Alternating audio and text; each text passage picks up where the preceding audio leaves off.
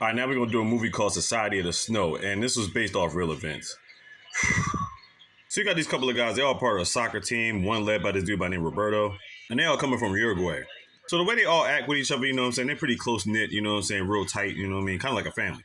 So bottom line is they gotta take a plane trip, whatever like that, and they're gonna go from Uruguay over to Santiago, but they gotta pass through Argentina, whatever like that first. So yeah. So you got about 40 people on this plane, right?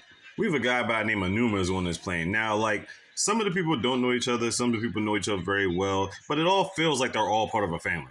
So as everybody's on the plane, they're going through cold, rocky mountain terrain or whatever like that. And this one dude starts explaining how turbulence is produced. Something about the wind patrol connected with the elements, but bottom line is, y'all can look that up.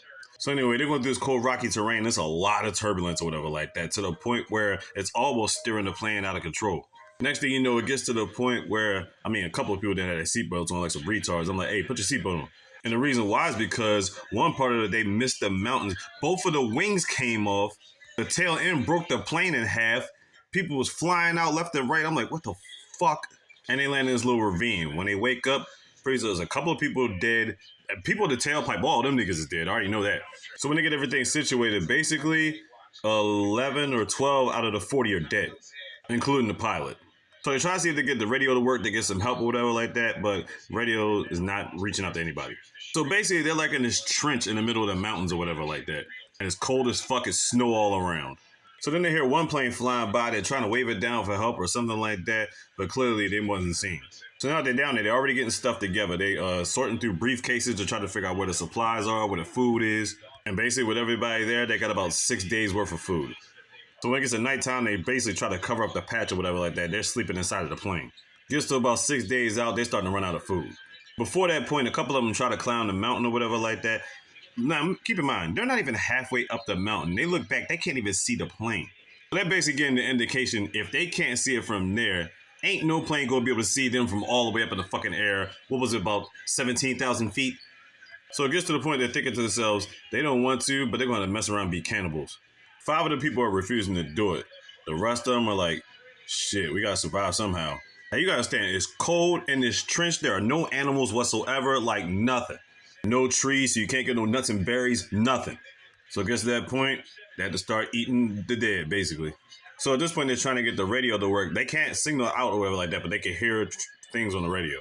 They're basically listening to the news. Finds out after it's been about 10 days at this point, they've stopped searching for them. You know what I'm saying? They've had 34 crashes in about, a multi-year span, a lifetime. There's never been any survivors out of any of them. We're like, oh shit. Now keep in mind, this is happening back in 1972. So it gets to the point they're back inside the plane. They're trying to keep their spirits up, you know what I'm saying? And then all of a sudden, like, fucking avalanche comes and just like terrorizes shit. I'm like, yo. So at this point, there's been a storm for like 5 days, yo. And after this fucking avalanche comes, you know what I'm saying? Everybody's trying to dig people out or whatever like that. Some people got buried under this shit. And then it gets to the point where it's like 20 people left instead of 28 or 27. And then it gets to the point where he's trying to dig himself out or whatever like that. But everybody's thinking it's a fucking lost cause or whatever. But he's not going to stop. He's going to keep digging. Yo. They were buried inside of that plane for 4 days, yo. Whatever bodies they picked up when they was in there, you already know the answer to that. They were snacking on them. You know, because at this point, it became the unthinkable to something that was just routine at this point. After all that, Noonan was still digging. He finally sees some light. They get up out of there. They get everybody up out of there. And afterwards, they start trying to dig the plane out because bottom line is that's their only source of heat, only source of shelter, period. You know what I'm saying? So after doing that, 3 of the explorers are going to go out and try to find the tailpipe of the plane. Because they know the back of it had like some supplies and stuff like that, but really importantly, a radio battery. That trip alone took them about 4 or 5 hours just to get to the back of the plane. They was able to find more supplies and stuff like that. They was able to get the radio out, you know what I'm saying, take it back to the spot. Now, the thing is, it gave it more radio power, whatever like that, but it wasn't able to transfer out to make the receiving calls, which is what they wanted to do in the first place. So they're like, fuck.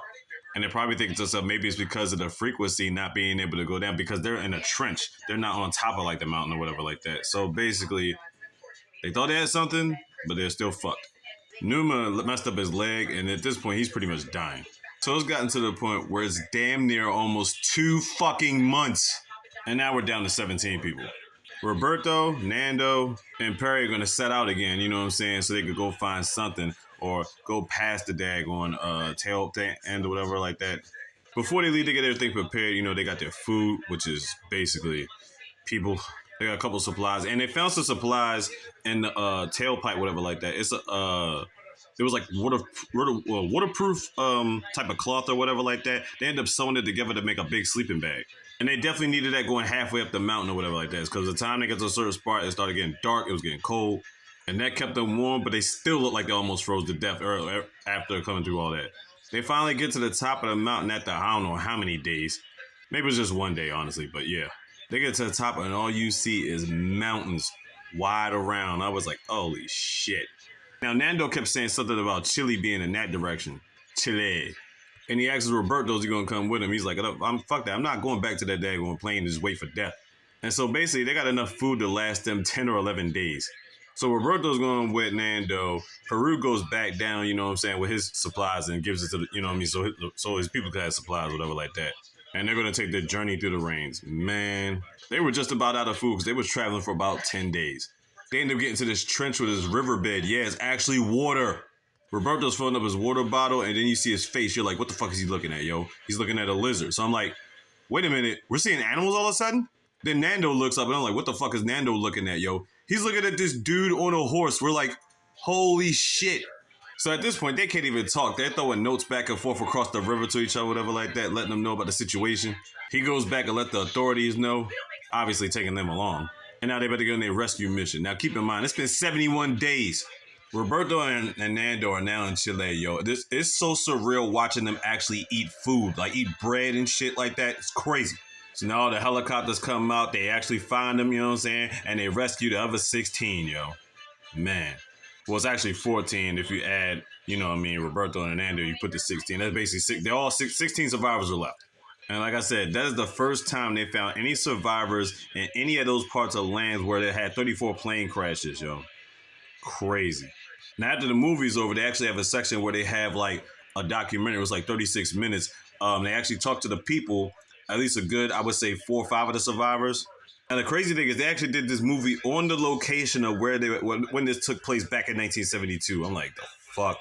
I think they started filming back in 2021.